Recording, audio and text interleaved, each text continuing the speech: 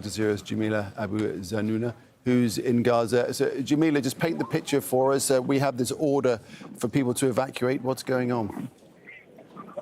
As I previously described, people are in dozens here sleeping on the floor outside the building because there's no space for them with their families, children and elderly people who need immediate healthcare assistance. Also, now, just a minute ago, we have witnessed some missiles being hit from Gaza to Israel, from the south of Gaza, from Khan Yunis. Even though we heard that there's going to be a ceasefire to let people have a chance to come to the south of Gaza, to flee from the north, but it looks like there's no ceasefire. Also, there's a catastrophic situation because it looks like there's a discrimination between the UN, UNDP staff and the international NGO staff, which has created chaos and it helped to escalate the situation. There's discrimination in providing food, shelter, and all the essential supplies. So, Jamila, am I right in saying that you're still in the north? Are you planning to head south, or have you left already? No, I'm at the south. I'm in Khan Yunis, in a training center for the UN. Right, and what did you see on your way down? What was the journey, and what are people doing in their effort to get south? Okay, we went by UN cars as we were instructed. There were citizen cars riding right behind us. So the convoy was from the UNDP headquarters to the south of Gaza in Khan Yunis. We went by a Rashid route, which is by the sea. There were many destructions in the streets, but we had to go from a specific route, and there were also bombings along the way. As we arrived here, as I said before, the situation was indescribable. People are getting more and more in here. The numbers are increasing, and people were advised to go to the south, to different areas in the south, no matter where, whether it's a UN building or not. But they're fleeing the north completely as the bombings are getting heavier. What about those who cannot leave, especially those in hospitals? We heard from the World Health Organization saying that what Israel was asking for amounted to a death sentence for them. This is a disaster, that there are many people who are unable to leave because of their situation. I have no clue what's the situation, because since this early morning I had no internet connection. We're off right now. We can't contact anyone unless he's calling from a landline. So I have no clue what's happening. But I can only describe what I'm seeing right now. So, Jamila, tell us about the situation with supplies and so forth, because clearly that's only getting worse day by day because no replenishments, nothing, no food or fuel is coming into Gaza. Yes, as I said, the supplies are very little. There are very few supplies. We have carried our own food from the previous days to provide for us until to today, but I don't think it's going to be enough for the couple days that are coming. Especially that we have no idea what's going to happen in the next few hours, the next few days. We have no clue where we're going. Where are they going to take us? There's no clear plan. Jamila, thanks very much for that update. Appreciate that. Interesting to hear about your efforts to get south. Jamila Abu Zanuna, our correspondent who's in Gaza at Khan Yunis in the south. Let's bring in Yusri Al-Ghul now. He's a Palestinian political writer and a Gaza resident. He joins us on the phone from Gaza. Welcome to Al Jazeera. Could you just tell us, first of all, what part of Gaza you're in? Are you in the northern area where Israel has asked everybody to leave? Yes, good evening. At first, I'm staying in Shati camp, where it locates in the northern place of Gaza. Situation here is so misery. I'll talk after you ask me. But situation is so misery, and you cannot imagine how misery when I came just for this call. Right, well, describe it for me. What kind of things are people having to put up with? Most of the people here in Gaza are suffering from the bloodshed, from the rockets and bombings that comes from the Israeli airplanes. Now people are immigrating to northern place, and most of the Palestinians now are leaving. And unfortunately, the Israeli targeting also people who's leaving. The Israeli says that we should leave our lands and to go to Rafah and in the middle of Gaza, but they are targeting the civilians. So you're saying that ordinary civilians who are trying to move south to places like Khan Yunis are being targeted in attacks as well by the Israelis? And as I told you, most of the whole Gaza Strip, which is 365 kilometers square, is targeted by the Israeli occupation forces, and they are not leaving anybody here without horror, without terrifying them. The people here in Gaza under fire, they are targeting anybody, not only the people who's staying in Jabalia or in Beit Hanun or in Beach Camp. They are targeting also the people in Khan Yunis and in Rafah, and just a few minutes, and they are targeting people from Nusayrat, where it locates in the middle of the Gaza Strip. Can you describe for us, Yusri, what it's like when the bombardment starts and how it is, with that sense of, you just don't know if it's going to hit you or not?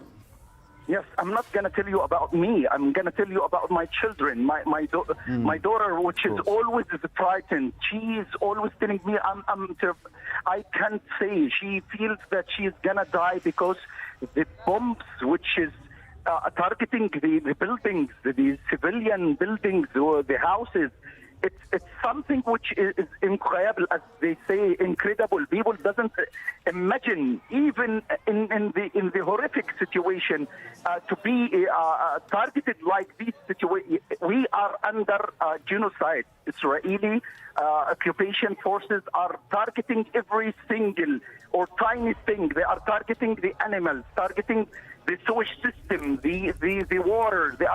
We have nothing here. Yeah, you cannot imagine how miserable situation. I'm talking to you, and I'm feeling that when just a call me, they target my cell phone because I'm talking about the Palestinian situation in Gaza. They didn't want people know what's happening here. They're just having their propaganda saying that we are attacked by the militant Palestinians, but they are not talking about what happened. What is the reasons that led the Palestinians to search for their freedom, search for any kind of to live like any human in any part of the world? Given what's happening to you, Yusri, and all the terrible things you're having to go through, what do you think about what happened last weekend, what the Hamas fighters did? Do you apportion any blame to them because of what's happening now? Just before to tell you about this question, I'm just going to tell you, I built a new house, and I said that I'm going to leave and stay in it just in Saturday. But unfortunately, the aggression happened, and the Israeli occupation forces, air forces, distracted and destroyed my building, my new building. And I left home to came just to the camp, to the people where millions of Palestinians, were I think for about 300,000 of Palestinians are living in a crowded place in Beach Camp. About your question, if I blame the Palestinian militant groups, I can't blame those people because they did what happened because, unfortunately, no airports, no seaports, no any kind of humanity. You cannot find no salary, no stipend, the misery situation here in Palestine, in Gaza especially, is under siege for about 16 years. We here cannot leave our land. We cannot go to Egypt except we need to suffer just to apply for the Ministry of Interior to allow us after 1 month or 2 months to leave Gaza to travel to Egypt. And also Israeli checkpoints, we can't have the access to go through our lands to Jordan or any place. So if I blame the situation that led those people to do what happened. I humiliate anyone that kills animals, even if animals. But what happened? Israeli killed thousands of Palestinians, imprisoned thousands of children and women and old men. Israeli, unfortunately, didn't understand that we are humans seeking freedom. We are seeking UN resolutions, which is not allowed or accepted by the Israeli government. Yusri, we'll leave it there. We do really appreciate you speaking to us there from Gaza and hope for better times. Most of all, safety for you and your family and indeed your daughter, who you spoke so powerfully about. That's Yusri Argul, a Palestinian political writer and a resident in Gaza in the midst of all this. Well, protests are ongoing in Ramallah in the occupied West Bank against the war in Gaza. Protesters making their way to the illegal settlement of Beit El. Nida Ibrahim is there, joins us live. Nida, tell us what's happening.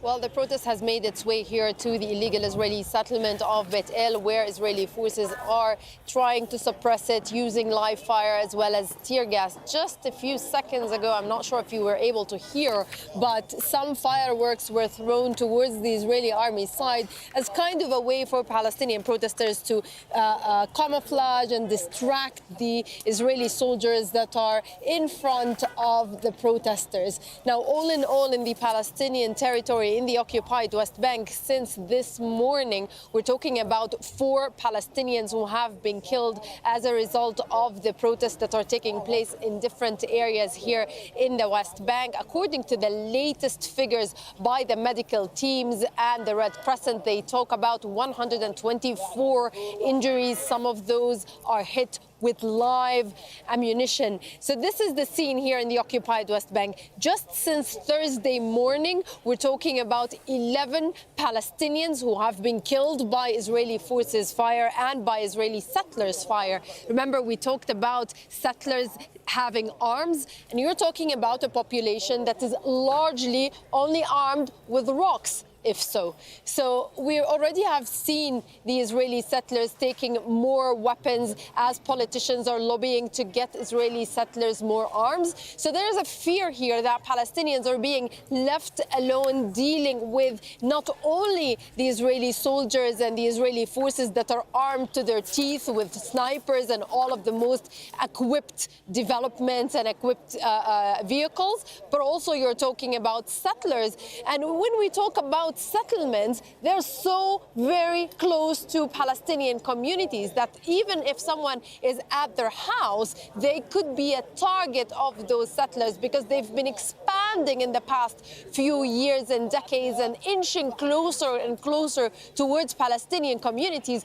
Basically, they're getting more bold with the increase in numbers.